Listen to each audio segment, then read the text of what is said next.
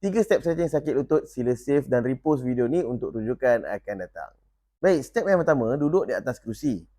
Okey, ambil kaki yang sakit, katakan lutut yang sakit, lutut belah kiri.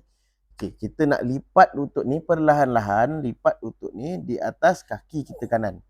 Okey, peha lurus, betis lurus, yang ni luruslah macam ni. Okey. Kemudian kita tolak lutut kita yang sakit ni, tolak ke bawah sambil lutut yang sakit ni lawan ke atas. Mana pergerakan dia tolak ke bawah, lutut tolak ke atas. Kita lawan. Okey, lawan. Tahan dalam kurang 10 saat. Okey, anda akan rasa tegang daripada betis, peha, lutut sampai ke betis lah. Dua otot ni penting kerana dua otot ni memegang lutut. Tahan 10 saat. Baik, step yang kedua, kita masih perlukan bantuan kerusi. Ambil kerusi yang rendah lah.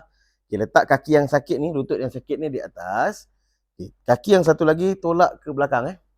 Kita nak buat tolakan ke depan. Tolak lutut kita ke depan macam ni. Semaksimum mungkin, tahan 10 saat. Kalau sakit, sabar tuan-tuan. Kalau sakit, sabar. Memang siapa yang ada sakit lutut akan rasa sakit lah. Okay. 10 saat, relax. Buat set yang kedua.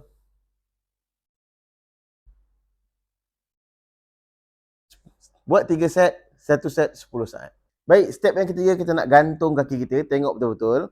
Okay, satu kaki kita gantung macam ni. Okay, lutut yang sebelah lagi kita tolak ke bawah. Okay, tolak semaksimum yang mungkin. Okay, kaki yang kita gantung ni jangan kena, tapak kaki ni jangan kena lantai. Tolak semaksimum mungkin, tahan 10 saat. Okey, angkat. Okay, buat sekali lagi.